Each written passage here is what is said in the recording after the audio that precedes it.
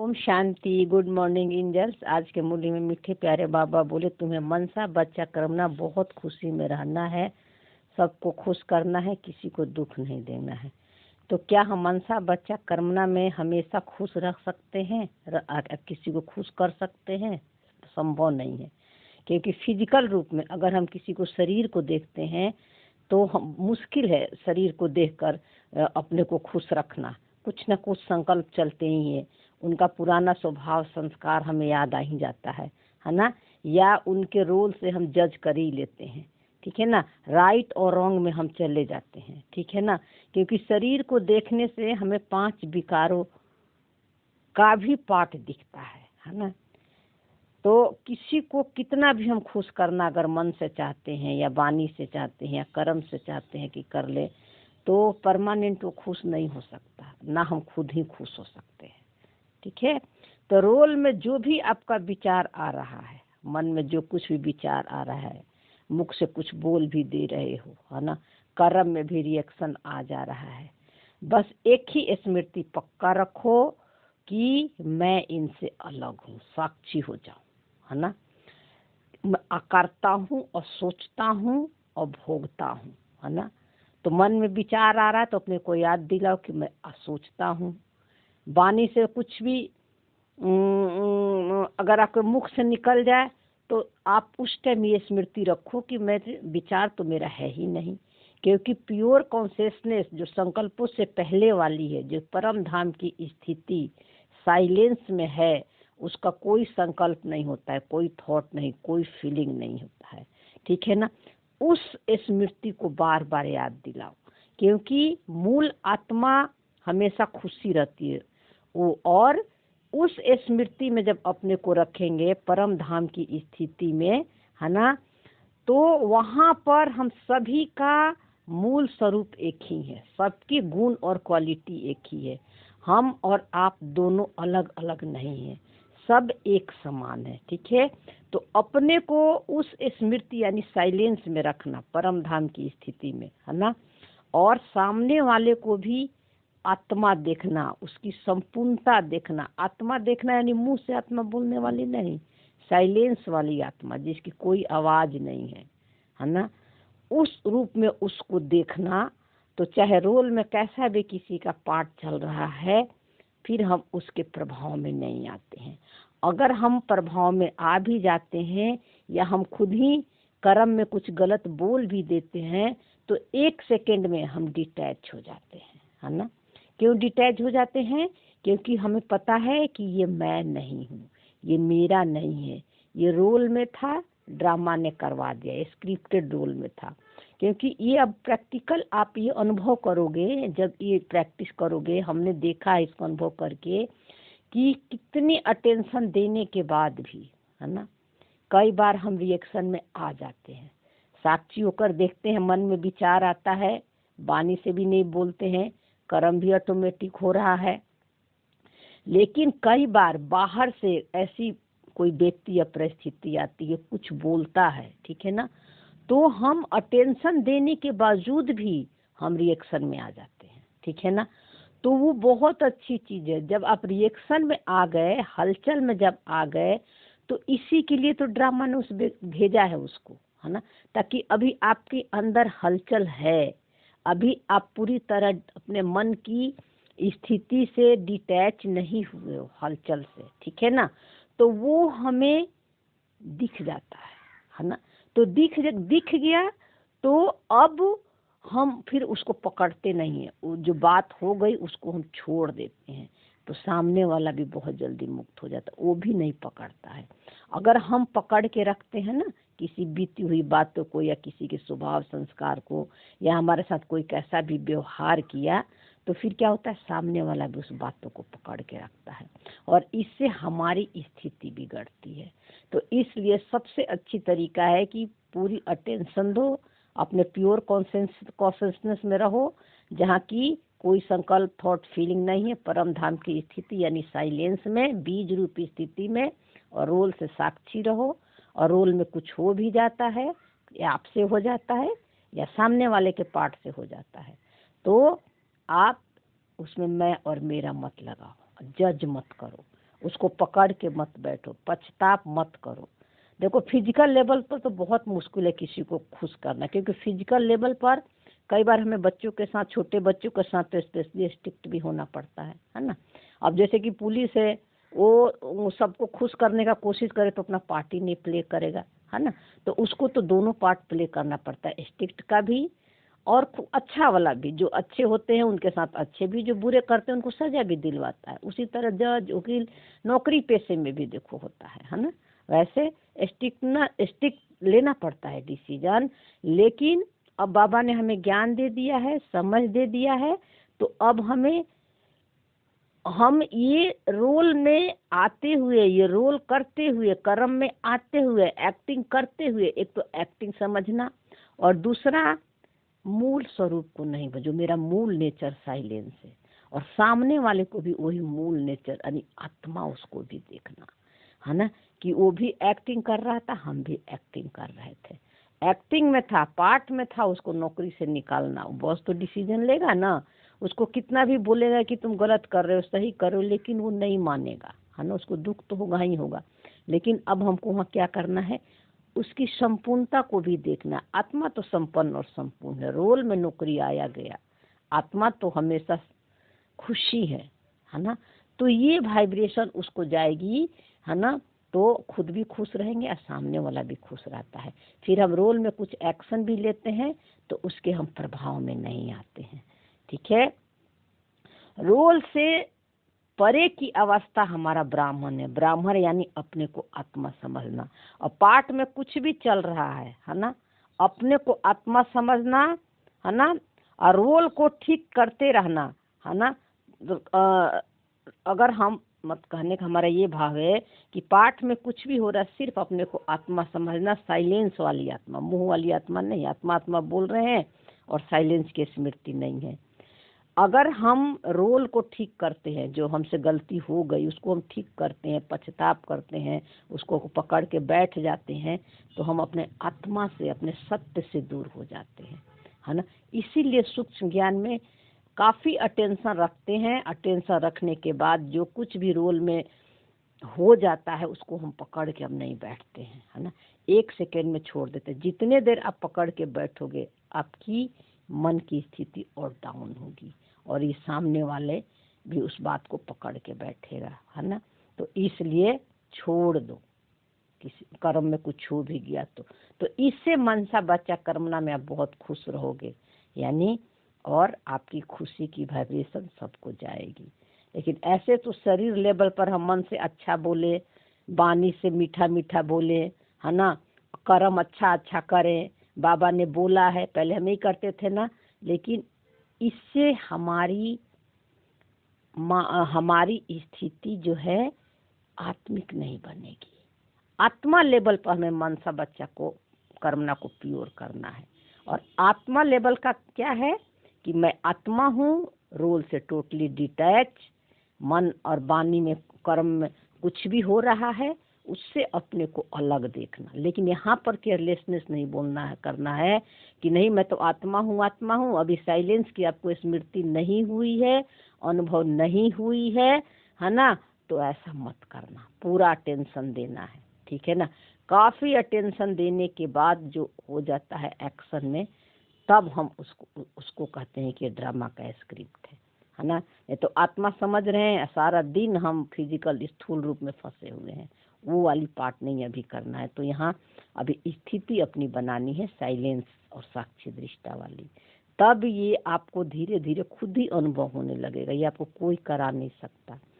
फिर प्रश्न में बाबा बोला कि डबल अहिंसक बनने वाले बच्चों को कौन सा ध्यान रखना है। तो देखो, डबल अहिंसक 2 तरह से होते हैं, एक शारीरिक लेवल पर, एक मानसिक लेवल पे, है ना। एक तो या तो मन से दुख देते हैं, मुख से कुछ नहीं बोलते हैं शरीर, और दूसरा एक शरीर के द्वारा किसी को हाथ चला देना, है ना, तो ये चला देना, ठीक है। तो इसको हम डबल अहिंसक कहते हैं। लेकिन बाबा ने यहाँ डिटेल में बताया कि पहला पॉइंट में बताया कि ध्यान रखना है कि ऐसा कोई बच्चा मुख से न निकले जिससे किसी को भी दुख हो, क्योंकि बच्चा से दुख देना भी हिंसा है। तो देखो, काफ़ी अटेंशन देने के बाद साइलेंस के सीट पर सेट होकर अपने रोल से साक्षी हो जाते हैं, ठीक है ना। लेकिन अगर रोल में कुछ ऐसा ड्रामा ने स्क्रिप्ट रचा है जो संस्कार हमें दिख नहीं रहा है, ठीक है ना, तो कोई ना कोई व्यक्ति या इंस्ट्रूमेंट आएगा आपको दिखाने के लिए, है ना। तो काफी अटेंशन देने के बाद भी वो परिस्थितियाँ, वो माया आती है, हम रिएक्शन में आ जाते हैं। अब आप रिएक्शन में वाणी से बोल दिए, है ना, मुख से भी आपका आ गया, तो आप यहाँ पर हिंसा कर दिए। कैसे हिंसा कर दिए? जब आप उसको पकड़ के बैठ गए, है ना, कि मेरे मुख से तो आज गलत निकल गया, हमें तो ऐसा नहीं बोलना चाहिए, है ना। बाबा ने बोला है तुमको किसी को दुख नहीं देना है, मीठी बोलना है। अब हम इसको पकड़ के पछताप कर रहे हैं, दुख ले रहे हैं, है ना, उसको ठीक करने का कोशिश कर रहे हैं, तो ये भी एक हिंसा है ना जी। तो बाबा बोला जिसे किसी को भी दुख हो, क्योंकि वाचा से दुख देना भी हिंसा है ना। तो मन में संकल्प आया और काफी अटेंशन देने के बाद भी आप, क्योंकि कई संकल्प ऐसे होते हैं जो हम साक्षी होते हैं तो आते हैं चले जाते हैं। बहुत सारे अब संकल्प प्रैक्टिस करने से, पुरुषार्थ से, अब बहुत सारे संकल्प हमें दुख नहीं देते हैं, आते हैं चले जाते हैं। लेकिन अभी भी कोई कोई संकल्प ऐसे आता है जो साक्षी होने के बाद भी ऐसी परिस्थिति या व्यक्ति आकर रिएक्शन करता है, तो हम आ जाते हैं कर्म में, रिएक्शन में आ जाते हैं। तो एक सेकेंड में अपने को फिर हम बैक कर लेते हैं कि मेरा नहीं था, ड्रामा का स्क्रिप्ट था, है ना। स्क्रिप्ट, रोल स्क्रिप्टेड है ना, तो ये ड्रामा में जो करवाना है आपसे करवा ही लेगा। लेकिन अब बाबा ने हमें ड्रामा का नॉलेज दे दिया है, तो ड्रामा को भी हमें अच्छी रीति से समझना है, यानी कि ड्रामा समझ के कुछ भी गलतियां कर रहे हैं ऐसे नहीं करना है, ठीक है ना।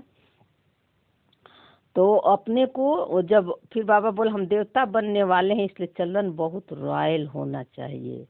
तो चलन बहुत रॉयल होना चाहिए के मतलब क्या? चलन रॉयल का होने का मतलब ये है कि ये नहीं कि हमें काफ़ी ड्रेस अच्छा पहनना है, खाना बहुत अच्छा अच्छा खाना है, अच्छी अच्छी बातें करनी है, सबको रिस्पेक्ट देना है तो हम रॉयल हैं। नहीं, देवता का मतलब होता है कि सबको आत्मा देखना, रोल से डिटैच देखना, किसी को रोल से उनको अच्छा बुरा राइट रॉन्ग का जजमेंट नहीं देना, ये राइट है ये रॉन्ग है ना। क्योंकि सबके अंदर ड्रामा का स्क्रिप्ट है, सबके अलग अलग संस्कार मिला हुआ है, सब अलग अलग एक्टिंग कर रहे हैं। तो रॉयल का मतलब होता है कि सबको आत्मा देखना, उनके ड्रेस, उनके कपड़े के आकर्षण में नहीं आना। कोई कितना भी सुंदर है, अच्छे कपड़ा पहनना है तो हम क्या करते हैं, तो बहुत सुंदर लग रहे हैं, इनके कपड़े बहुत कॉस्टली है, बहुत स्मार्ट लग रहे हो, इसको ना देखकर आप उसको आत्मा देखना है ना। तो देवता का रॉयलिटी का मतलब होता है, देवता रॉयल का मतलब कि देवता फिजिकल चीजों को नहीं देखते हैं। इसीलिए बाबा ने यहाँ बोला कि खान पान ना बहुत ऊंचा ना नीचा होना चाहिए, है ना। तो कुछ भी, और खान पान बहुत ऊंचा और नीचा का मतलब होता है कि ये नहीं कि बासी खाना खा लिए, किसी का हाथ का खा लिए, कैसे भी खा लिए, ऐसा भी नहीं करना है ना। और बहुत टेस्टी स्वाद खाना खा रहे, सारा दिन तो स्वाद के लिए किचन में लगे हुए हैं खाना बनाने के लिए, ऐसा भी नहीं करना है।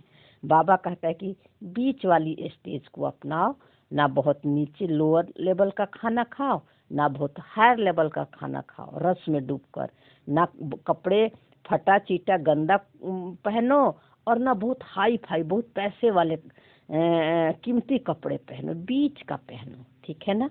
तो बाबा कहते हैं कि नहीं तो ये भी तामसिक हो जाता है, बहुत नीचे लेवल पर आपको ले जाना, क्या रे हम तो आत्मा है, शरीर का क्या ध्यान देना, कुछ भी कर लो, नहीं। या खान पान कुछ भी खा लो, नहीं, बीच वाले रास्ता हमें अपनाना है। तो दो चीज़ यहाँ बाबा बताया, एक तो ध्यान कहाँ रखना है कि वाणी और कर्म में कुछ हो जाए तो उसको एक सेकंड में छोड़ देना है। काफ़ी अटेंशन देने के बाद आप मैं और मेरा लगा दिए तो यही डबल अहिंसक है। मैं मतलब अपने को शरीर समझ लिए, और मेरा मतलब रोल को अपने मैं और मेरा लगा दिए, ये है डबल अहिंसा। और दूसरी पॉइंट में बाबा ने देवता का रॉयल चलन का मतलब क्या है, सबको आत्मा देखना, उनके स्थूलता को मत देखना, उनके शरीर को, ड्रेस को, कपड़े को नहीं देखना, है ना, ठीक है ना, क्योंकि देवता स्थूल चीज़ों को नहीं देखते हैं, सोल कॉन्शियस में होते हैं तो सबको आत्मा ही देखते हैं, उनको ड्रेस पर, गहने पर, जेवर पर, इस पर ध्यान नहीं देता है। तो हमारी दृष्टि तो जा ही रही है। तब आपको कैसे करना है, पहले अपने को चेक करना है अंदर में, कोई दिखे आत्मा तो संपन्न, जैसे आपकी दृष्टि जेवर गहने गोल्ड पर जाए, पहले उसको याद दिलाओ कि आत्मा तो संपन्न और संपूर्ण है ना। ड्रेस और उसके के अट्रैक्ट होकर उसकी किसी के प्रशंसा या शिकायत नहीं करना, है ना, अच्छा है ये बुरा है, ठीक है ना, आपको आत्मा को देखना है। फिर बाबा बोला ओम शांति, मीठे मीठे शकीले दे। बच्चों ने गीत सुना, गीत है वो निर्बल से लड़ाई बलवान की। तो बाबा ने बोला कि बच्चों को रोज पहले जैसे समझाते हैं, अपने को आत्मा समझ बैठो, बाप को याद करो, तो कहते हैं अटेंशन प्लीज, तो बाप कहते हैं एक तो अटेंशन दो बाप की तरफ, बाप कितना मीठा है।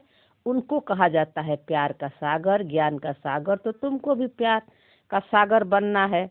तो बाबा कह रहा है कि एक ही तुमको अटेंशन देखना देना है, और वो अटेंशन क्या है, साइलेंस की, है ना। साइलेंस के सीट पर सेट हो तो हो ही आप बाप समान, बाबा भी आपके साथ है और आप भी बाबा के साथ हो, है ना। साइलेंस का सीट ही कंबाइंड स्वरूप है ना, और उस सीट पर सेट है तो बाबा भी प्यार का सागर है, आप भी प्यार का सागर है। बाबा का प्यार अनकंडीशनल होता है, वो किसी के रोल और पार्ट को नहीं देखता है, साक्षी होता है। तो हमारा भी प्यार क्या है, हमारा भी जो है प्यार, हमें भी किसी के रोल को, पार्ट को देखकर उस हिसाब से उसको प्यार नहीं करना है, आत्मिक लेवल पर उसको प्यार करना है ना। चाहे पार्ट या रोल में कैसा भी चल रहा है, आत्मा तो संपन्न और संपूर्ण है। फिर बाबा बोला कि मनसा बचा करना, हर बात में तुमको खुशी रहना चाहिए, कोई को भी दुख नहीं देना है। बाप भी किसी को दुख नहीं करते हैं, बाप आए हैं सुखी करने, तुमको भी कोई प्रकार का किसी को दुख नहीं देना है। तो बाबा का यहाँ कहने का मतलब ये है कि तुमको किसी को दुख नहीं देना है, यानी कि उनके शरीर को, पार्ट को, उनके रोल को देखकर उनकी बातों को पकड़ के नहीं रखना है, उनको आत्मा देखना है ना। और बाप आए हैं सुखी करने, तुमको कई प्रकार के किसी को दुख नहीं देना है, कोई भी प्रकार के मतलब कि हर को हमको उनको संपूर्णता को देखना है, चाहे रोल उनका कैसा भी चल रहा है। फिर बाबा बोला कि मनसा में भी नहीं आना चाहिए, यानी मन में तो देखो आएगा ही, क्योंकि मन अभी पुरुषार्थ कर रहा है। मन अब जब ये मन अपनी संपूर्णता को प्राप्त कर लेगा, यानी साइलेंस के पूरी तरह साइलेंस हो जाएगा, जीरो पहचान हो जाएगा रोल से, तब हमारे मन में अगर कोई संकल्प भी आएगा है ना, तब हम उसके प्रभाव में नहीं आएंगे। लेकिन अभी तो ये मन की स्थिति ऊपर नीचे हो रही है, क्योंकि अभी पुरुषार्थ कर रहा है। तो बाबा बोला परंतु ये अवस्था पिछाड़ी में होगी। देखो बाबा खुद ही बोल दिया कि अभी ये पुरुषार्थी मन अभी पुरुषार्थ कर रहा है, मूल आत्मा का जो मूल नेचर है उस स्टेज तक पहुंचने के लिए अभी बना नहीं है। तो अभी ऊपर नीचे स्थिति होगी, लेकिन बाबा बोला एक ना एक दिन ये पहुंच जाएगा, ये मन उस स्टेज, अपनी मूल आत्मा का नेचर यानी साइलेंस में डूब जाएगा, शून्य अवस्था तक चला जाएगा। ये लास्ट में होगा, लेकिन हमको अभी यही पुरुषार्थ है कि अपने को आत्मा समझना है ना, साइलेंस के सीट को नहीं छोड़ना है। फिर बाबा बोला दूसरे को भी आत्मा भाई देखेंगे तो फिर किसी को दुख नहीं देंगे। तो देखो बाबा यही बोला ना कि चाहे रोल किसी का कैसा भी चल रहा है, आप रोल से या फिजिकल शरीर के द्वारा किसी को खुशी नहीं दे सकते। आज अच्छा करोगे उनके साथ तो खुश होंगे, कल हल्का सा कुछ हुआ तो वो बुरा मान जाएंगे। लेकिन जब आत्मा देखोगे, यानी उनकी संपूर्णता को देखोगे कि हम दोनों तो एक ही समान है ना, तब आपसे किसी को दुख नहीं होगा। अगर दुख हो भी गया है आपके रोल से, आपके पार्ट से, आपके संस्कार से, तो सामने वाला भी एक सेकंड में मुक्त हो जाता है। शरीर ही नहीं देखेंगे तो दुख कैसे देंगे। देखो बाबा खुद ही यहाँ बोला शरीर देख के किसी को खुश करेंगे तो खुश नहीं हो सकता, है ना। उसको आत्मा देखो। अगर आपके रोल में स्टिकनेस है, कुछ बोल भी दिए तो भी आप 1 सेकेंड में छोड़ो और उसके संपूर्णता को देखो, तो सामने वाला भी मुक्त होने लगता है। मतलब जीवन मुक्ति का आपको अनुभव करना पड़ेगा। रोल चाहे कैसा भी चल रहा है ना। रोल के प्रभाव में अब नहीं आना, उस बातों को पकड़ के नहीं लगना, यही गुप्त मेहनत है। सारा ये बुद्धि का काम। अभी तो तुम पारस बुद्धि बन रहे हो। तुम जब पारस बुद्धि थे तो तुमने बहुत सुख देखे हैं। पारस बुद्धि दे तो हमने बहुत सुख देखा है, यानी सोल कॉन्शियस में जब ये मन पार्ट प्ले करता है, अपनी संपूर्णता में पार्ट प्ले करता है, साइलेंस में पार्ट प्ले करता है ना, तो वहाँ दुख ही नहीं है। क्यों दुख होगा वहाँ? क्योंकि वहाँ बॉडी के भान ही नहीं है। ये मन जो है एनर्जी लेवल तक पहुँच जाता है, मालिक बन जाता है। मन का अपना अलग वहाँ अस्तित्व ही नहीं होता है पारस बुद्धि में, यानी सोल कॉन्शियस में। लेकिन यहाँ दुख धाम है, यानी दुख धाम इसलिए है कि ये यहाँ बॉडी देखते हैं, शरीर को देखते हैं, तो रोल में तो कुछ ना कुछ दुख है ही। हर संकल्पों में दुख है ना। अभी दुख है तो अभी सुख है। इसलिए बाबा बोला कि तुम सुख धाम के मालिक थे ना, यह है दुख धाम। यह तो बहुत सिंपल है ना। शांति धाम हमारा स्वीट होम है, फिर वहाँ से पाठ बजाने आए हो। सो शांति धाम हमारा सुख धाम क्यों है? क्योंकि हम ड्रामा से परे हो जाते हैं, है ना। और पाठ और फिर वहाँ से पाठ बजाने आए हैं। दुख का पाठ बहुत समय बजाया है, अब सुख में चलना है, इसलिए 1-2 को भाई समझना है। तो जब हम ड्रामा से परे चले जाते हैं तो हम उसके प्रभाव में नहीं आते, तो शांति धाम में ही है। रोल में तो आएगा, ऊपर नीचे होगी स्थिति, लेकिन साइलेंस में हो, है ना। आप सब साक्षियों को देख रहे हो, तो हम प्रभाव में धीरे धीरे बहुत ही कम आते हैं, है ना। कोई कड़क संस्कार है, वो भले ही वो जब आता है तो भले ही आ जाते हैं रिएक्शन में, लेकिन अधिकतर हम साइलेंस में ही रहते हैं। फिर बाबा बोला शांति धाम से पाठ बजाने आओगे, दुख का पाठ बहुत समय तक बजाया, अब सुख धाम में चलना है। बाबा अब इस मन को कह रहा है कि जब ये मन साइलेंस में पहुंच जाएगा, आत्मा का मूल नेचर में तक पहुंच जाएगा, परमात्मा समान पहुंच जाएगा, संकल्पों से परे चला जाएगा, तो फिर इसका पाठ जो है सुख धाम यानी सत्व प्रधान वाला पाठ खुलेगा, साइलेंस वाला पाठ खुलेगा।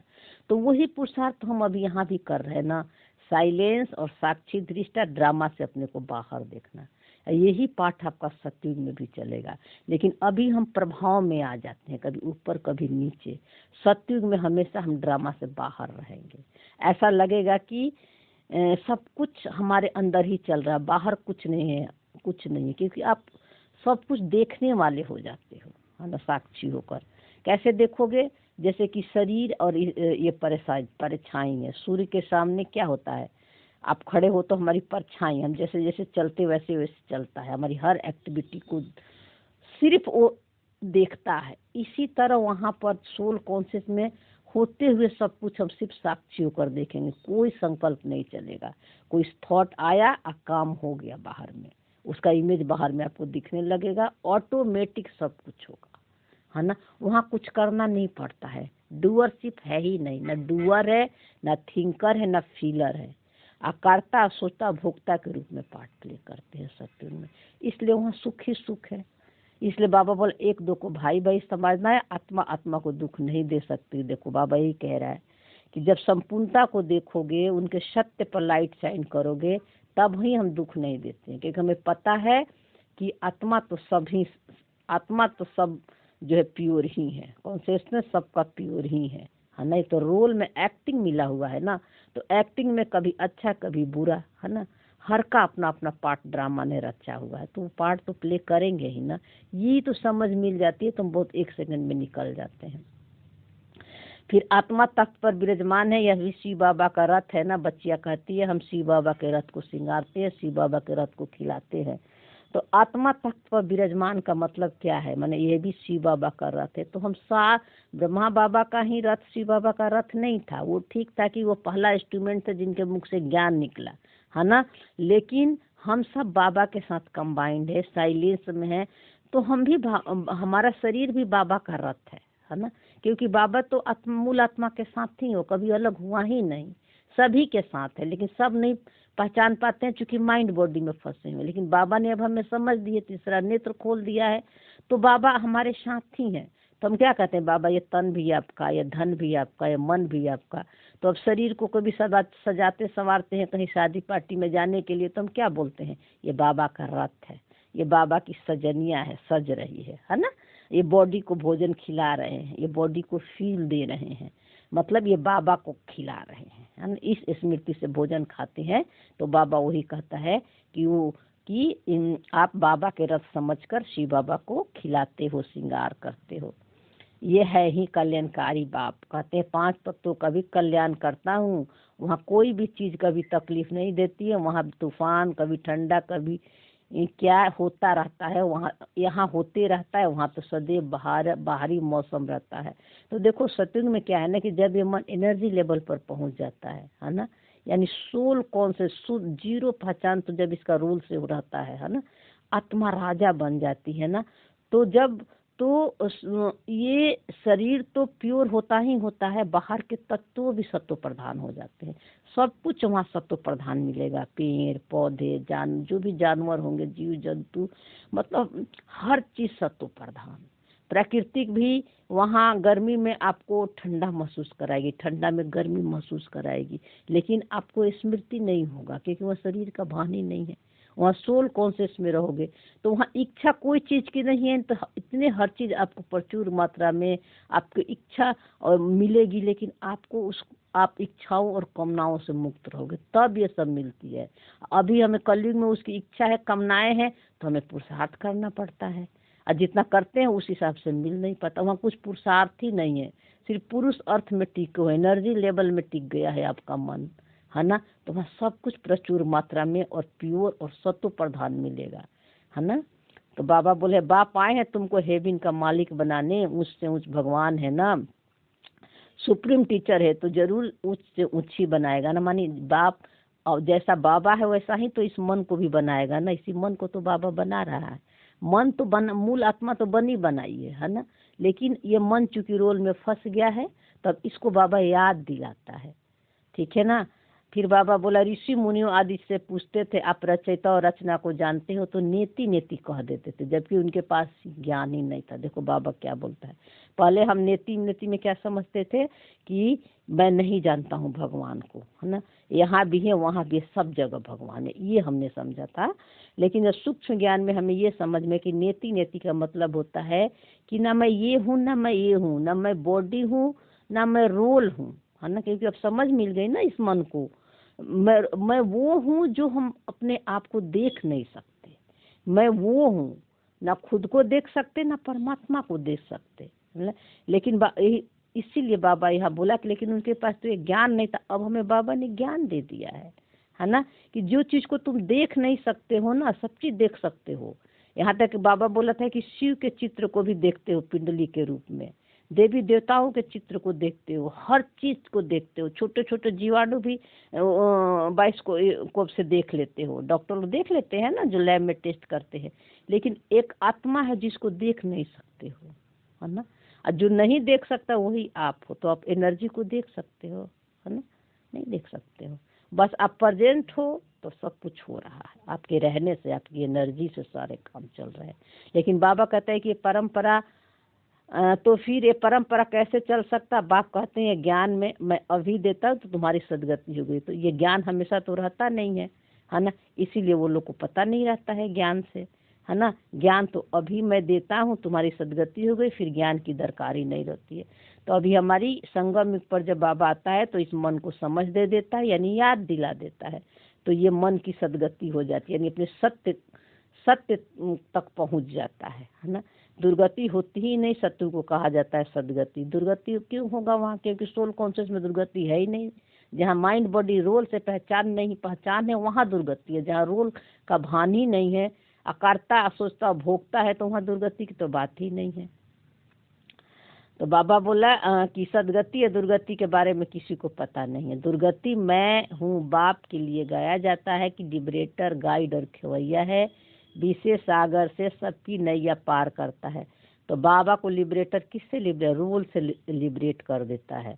ड्रामा से लिबरेट करता है, फिर लिबरेट करके गाइड करता है कि अब तू अब ड्रामा को साक्षी होकर देख, सारे खेल को देख, तू इससे अलग है, इसके प्रभाव में मत आ, ना अच्छे के ना बुरे के। ये बाबा गाइड करता है। और खेवैया हो जाता, खेवैया है बाबा, खेवैया है, तब ये मन परमात्मा समान बन जाता है ना। माने इस मन को सदगति मिल जाता है, आत्मा मूल आत्मा में मर्ज हो जाता है, उसके जैसा बन जाता है। तो बाबा बोले विशेष सागर में सबकी नैया पार करते, उसको कहते क्षीर सागर, विष्णु को क्षीर सागर में दिखाते। यह सब है भक्ति मार्ग का गायन। फिर उसको अलग अलग रूप से मन के स्टेजेस को भक्ति मार्ग में अलग अलग तरह से विष्णु को सैया पर लेटाकर पानी में, ये सब दिखाए, ये सब भक्ति मार्ग का बात है। तो बाबा बोला कि अनेक बार हार खाई और जीत पाई है। बाप कहते हैं काम महाशत्रु है, उन पर जीत पाने से तुम जगत बिंदे। तो ये मन में हार जीत का रोल स्क्रिप्ट ही है ना। हार का भी इसको पार्ट प्ले करना पड़ता है, जीत का भी खेल, दोनों पार्ट प्ले करना पड़ता है, लेकिन मूल आत्मा हार और जीत से परे है। तो बाबा बोला काम महाशत्रु है। तो काम का मतलब कुल काम विकार ही नहीं, मन के जितने भी इच्छाएं और कामनाएं हैं वो सब विकार ही है, ठीक है ना। तो जब आप मूल आत्मा के सीट पर सेट हो गए हो तो काम विकार का अगर संकल्प आ रहे हैं, थॉट आ रहे हैं, शरीर से तो अलग आ गए हो ना, अब कोई चीज़ की इच्छा कामनाएं आ रही है, तो अब आप उसमें मैं और मेरा नहीं लगाना है, अब आपको उसको साक्षी होकर देखना है। तो धीरे धीरे काम विकार के संकल्प है, इच्छाएं कामनाएं से भी हम मुक्त हो जाते हैं। और जब हम इच्छाएं कामनाएं से मुक्त हो जाते हैं तब हम जगत जीत बन जाते हैं। जगत जीत यानी ये मन राजा बन जाता है, इंद्रियों का गुलाम नहीं रखता है। तो बाबा बोला भल घर गृहस्थ व्यवहार में प्रवृत्ति मार्ग में रहो, परंतु कमल फूल समान पवित्र हो। अभी तुम कांटों से फूल बन रहे हो, समझ में आता है। फॉरेस्ट ऑफ थॉर्न्स, कांटों का जंगल है। तो बाबा बोल रहा अभी घर गृहस्थ में रहकर कमल फूल समान रहो, अब ये कांटों का सब जंगल यानी सब रूल में फंसे हुए हैं। हर संकल्प, हर थॉट, हर में दुख ही दुख है ना। अब तुम फूल बन रहे हो यानी अब उसे डिटैच हो रहे हो, अपने सोल कॉन्शियस के सीट पर सेट हो, तो अब तुम फूलों के दुनिया में जा रहे हो, यानी फूल बन रहे हो। तो फूलों के दुनिया तुम अपने मन में क्रिएट कर रहे हो। संस्कार तो अभी भी दोनों आ रहे हैं, लेकिन हम दोनों से परे अपने को देख रहे हैं, अलग देख रहे हैं। तो अब बाप मीठे मीठे बच्चों को कहते हैं तुम सबकी अब वानप्रस्थ अवस्था है, छोटे बड़े सबकी वानप्रस्थ अवस्था है, यानी वाणी से परे जाने का भी समय है, संकल्पों से परे साइलेंस में जो मेरा मूल नेचर है, ठीक है ना, उससे परे जाने के लिए ही पढ़ते हो। बाबा इतनी सारी मूल्य सुनाता है साइलेंस में जाने के लिए ही, न कि हमें वाणी से मुंह से केवल बोलने से नहीं होगा, उस सीट पर सेट रहना पड़ेगा। फिर बाबा बोला मैं तुमको राजयोग सिखलाकर राजाओं का राजा बनाता हूँ। जो पूज्य रजाए थे वो फिर पुजारी रजाए बनते हैं। तो बाप कहते हैं बच्चे अच्छी रीति पुरुषार्थ करो, दैवी गुण धारण करो, यानी अपने को आत्मा समझ दो। एक चीज और इसमें समझ लो, भल खाओ पियो श्रीनाथ द्वारे में जाओ, वहाँ घी के माल ढेर मिलते हैं, घी के कुएं ही बने हुए, खाते फिर कौन है? पुजारी। श्रीनाथ और जगन्नाथ दोनों को काला बनाया है। जगन्नाथ के मंदिर में देवताओं को गंदे चित्र है, ये चावल हंडा बनाते हैं, वो पक्का जाने 4 भाग हो जाते हैं, सिर्फ चावल का ही भोग लगाते हैं क्योंकि अभी साधारण है। तो देखो बाबा का पूरा कहने का ये भान है कि जो भी श्रीनाथ में भोग लगाते हैं देसी घी का, है ना, लेकिन खाते तो पुजारी है ना, देवी देवता है तो खाते नहीं है। मंदिरों में भी हम इतने फल फूल रखते वो तो खाते नहीं, हम ही खाते हैं। जो भोग लगाते हैं वो खाते हैं, पंडित खाते हैं, भगवान तो खाते नहीं है, ठीक है ना। तो बाबा कहते हैं कि इसीलिए वहाँ देवताओं को गंदे और जगन्नाथ के मंदिर में देवताओं के गंदे चित्र दिखाए हैं, यानी देवता खाते नहीं है, प्योर है, पवित्र है, वो सोल कॉन्शियस में है, मतलब इंद्रियों के रस में वो नहीं डूबे हुए हैं, ठीक है ना। लेकिन चावल का हंडा का मतलब मनुष्य साधारण है, यानी अपने को जो गरीब समझते हैं ना, वो चावल का हंडा बनाते हैं, यानी चावल रोटी तो सभी के घरों में बनता है ना। तो साधारण मनुष्यता के भान में जो होते हैं, है ना, वो भोग लगाते हैं, है ना, मतलब और भोग लगाते हैं लेकिन खाते तो खुद ही हैं, लेकिन समझते हैं कि भगवान खा लिया, लेकिन भगवान खाते नहीं हैं, क्योंकि अभी वो मनुष्यता के भान में है ना। इस तरह गरीब और उस तरफ साहूकार है। तो अभी तो देखो कितने गरीब है, यानी सब मनुष्यता के भान में फंसे हुए हैं, खाने पीने को कुछ नहीं मिलता है। सत्युग में तो सब कुछ है, तो बाप आत्माओं को बैठ समझाते हैं, यानी वहाँ सब कुछ प्रचुर मात्रा में है, लेकिन इच्छा मात्रा विद्या रहती है, मन रहता है, तो इसलिए हर चीज से भरपूर है। यहाँ इच्छाएं हैं, कामनाएं हैं, तो हर चीज के पीछे भागना पड़ता है। इसलिए बाबा चावल और वो दोनों देसी घी के उदाहरण दिया है, समझ रहे हो ना। तो देसी घी का उदाहरण जो दिया है कि जगन्नाथ के लगते हैं भोग, वो सत्युग का प्रतीक है, और चावल जो है कलयुग का प्रतीक है ना। तो जहाँ इच्छा नहीं है वहाँ सब कुछ भरपूर है, और जहाँ इच्छा है वहाँ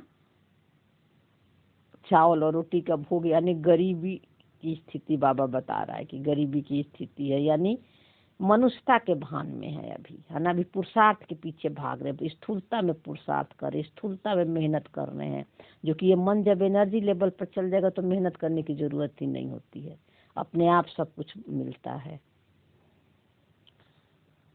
फिर बाबा बोला कि मैं तुमको विश्व का मालिक बनाता हूँ, सारे विश्व में तुम्हारा राज्य होगा। गीत भी है ना, बाप आया ऐसे राज देते हैं जो कोई छीन ना सके। विश्व का मालिक बनाने का मतलब कि एक दूसरे पर हम राज्य नहीं करते हैं। अब मन जब आत्मा यानी राजा के सीट पर सेट हो जाता है, ड्रामा से बाहर सब खेल को देखता है ना, तो सूरज चांद प्रकृति के सारे तत्व जो हैं कहाँ, वो हम सबका मालिक हो जाते हैं, है ना। समझ रहे हो ना, कैसे मालिक हो जाते हैं? क्योंकि हम राजा के सीट पर बैठ जाते हैं। तो हमें अलग से एक दूसरे के लिए, मतलब ये नहीं कि हम कोई अच्छा काम करें या गलत काम करें, सब सारे कार्य अच्छे होते रहते हैं।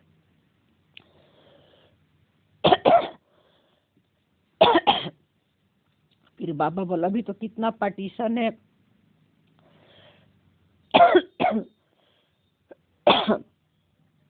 पानी और जमीन को लेकर, क्योंकि फिजिकल लेवल पर जब मन रहता है ना तो उसको मेहनत करनी पड़ती है, क्योंकि शरीर में तो सब तरह का रोल है ना। तेरे मेरे की भावना है, वहाँ तेरे मेरे की भावना नहीं रहेगी, वननेस के राज रहेगा, तो सब अपना परिवार लगेगा, तो इसलिए वहाँ कुछ भी बंटवारा नहीं है।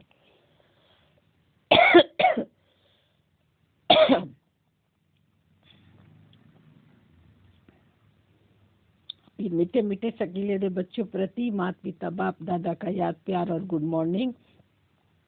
रूहानी बाप के रूहानी बच्चों को नमस्ते। हम रूहानी बच्चों के रूहानी बाप दादा को याद प्यार गुड मॉर्निंग और नमस्ते। देखो मुरली के कुछ पॉइंट छूट जाते हैं, जो ज्यादा भक्ति मार्ग के बातें बाबा बताता है, लेकिन अधिक से अधिक पॉइंट को सूक्ष्मता में कवर कर लेते हैं। इसको आप बुद्धि में बैठा लो तो इससे बहुत आपकी स्थिति बनने लगेगी। धारणा के लिए मुख्य साल है, इन कर्म इंद्रिया से कोई भूल ना हो सके, इसलिए मैं आत्मा हूँ, ये स्मृति पक्की कर लो। कोई कर्म इंद्रिया से भूल ना हो का मतलब होता है कि आत्मा के सीट से यानी साइलेंस के सीट से नहीं हिलना है, ये स्मृति पक्की कर लो। तो किसी कोई बहन ने पूछी थी क्वेश्चन कमेंट में कि स्मृति का मतलब क्या होता है। अपने को आत्मा समझना, साइलेंस के सीट से हिलना नहीं, चाहे रोल आपका कैसा भी चल रहा है, हर समय आपको स्मृति होना चाहिए कि मैं आत्मा हूँ और साइलेंस हूँ, परमात्मा समान हूँ।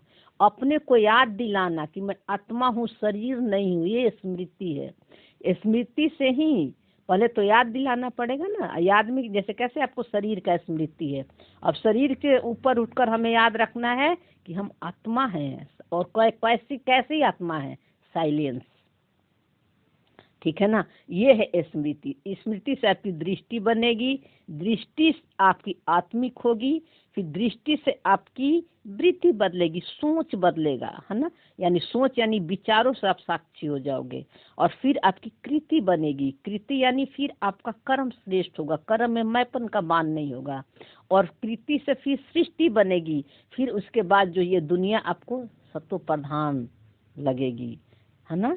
सब अपना एक परिवार लगेगा जिसको सत्य की दुनिया कहते हैं। तो ये अब ये पुरुषार्थ हम कर रहे हैं अभी, ठीक है, लेकिन होना यहीं पर है, और यहाँ वहाँ कहीं नहीं होना है।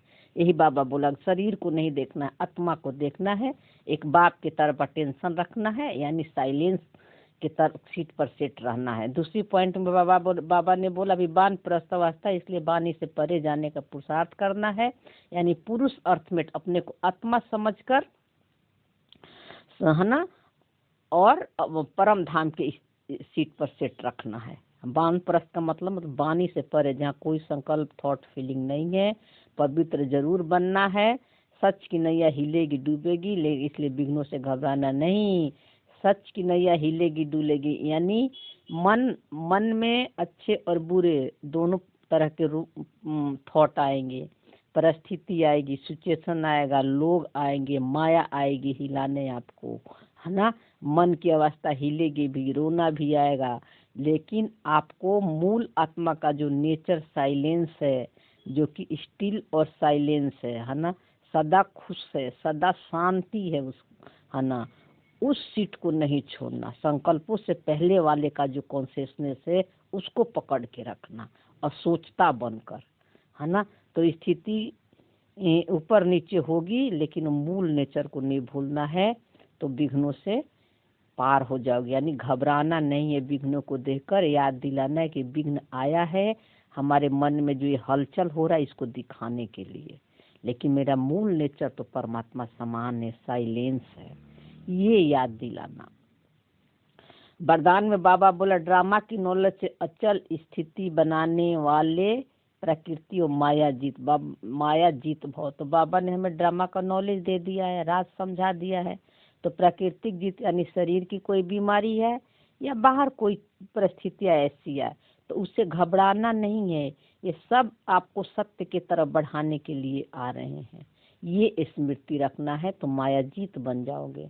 बाबा डिटेल में बताया कि प्रकृति या माया द्वारा कैसा भी पेपर आए, लेकिन जरा भी हलचल में, शरीर के द्वारा भी आएगा, लोगों के द्वारा भी आएगा, परिस्थितियाँ भी आएगी, मन में हलचल भी होगा, लेकिन अपने को साइलेंस के सीट पर सेट रखना, हिलना नहीं है। अपने सत्य को भी देखना है और साथ में असत्य को, दोनों रोल को देखना है, दुख का भी सुख का भी। मैं और बाबा दोनों कंबाइंड है, इधर योग बल इधर कर्म भोग, दोनों चल रहा है, दोनों को हम देखने वाले हैं।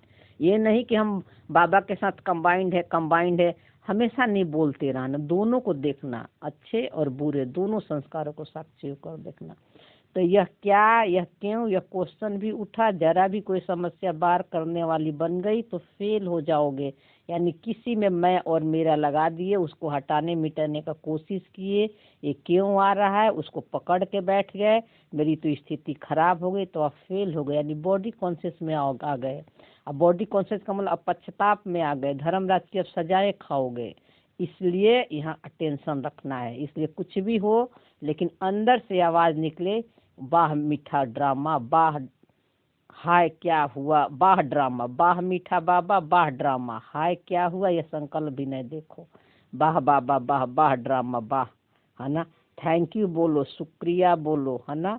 हाय हाय मत करना, यानी दुख पछताप में मत चले जाना है, संकल्प भी ना आए देखो। लेकिन ये अभी मन पुरुषार्थ कर रहा है, तो धीरे धीरे पहुंच जाएगा उस स्टेज तक। बाबा बोला है कि जाना सभी को है, साइलेंस में सारे मन पहुंचेंगे। ऐसी स्थिति हो जो कोई संकल्प में भी हलचल न हो, सदा चलो डोल स्थिति रहे, तब प्राकृतिक जीत और माया जीत का वरदान प्राप्त होगा। तो ऐसी स्थिति लास्ट में बनेगी जब हमारा मन 0 लेवल तक पहुंच जाएगा, तब मन के और शरीर के कोई भी पेपर आएंगे तो हम हिलेंगे नहीं। अभी तो ऊपर नीचे हो रही है ना, लेकिन बाबा ने हम माया जीत का वरदान दे दिया है, लास्ट में जीत जाएंगे। स्लोगन है खुशखबरी सुनाकर खुशी दिलाना, यही सबसे श्रेष्ठ कर्तव्य। तो खुशखबरी क्या देना है कि हम रोल नहीं हैं, हम आत्मा हैं, परमात्मा समान है। रोल तो हमें एक्टिंग करने के लिए मिला है, तो एक्टिंग में अच्छे और बुरे दोनों पार्ट चल रहे हैं। किसी भी संस्कार से पहचान नहीं बनाना है, उसको पकड़ के नहीं बैठना है, गलती को भी 1 सेकंड में बैक हो जाना है। तो ये याद रखना और यही याद दिलाना, ये सबसे श्रेष्ठ कर्तव्य है। फिर बाबा बोला व्यक्ति सारे में अब संपन्न और कर्मातीत बनने को ढूंढ लगा। महारथियों का पुरुषार्थ अभी विशेष इस अभ्यास का है, अभी कभी कर्म योगी, अभी अभी कर्मातीत का स्टेज। जो महारथी हैं, जिनका मन परमात्मा, जो अपने को हमेशा बाबा के साथ कंबाइंड समझते हैं, साइलेंस में है, तो कर्म में भी बाबा के साथ कंबाइंड है, डिटैच है, न्यारे और प्यारे हैं, और कर्म खत्म होने के बाद भी कर्मातीत अपने को समझते हैं, यानी कर्मों के बारे में अब चिंतन मंथन नहीं करते हैं कि मैंने ये किया, मैंने वो किया और अपने साइलेंस में।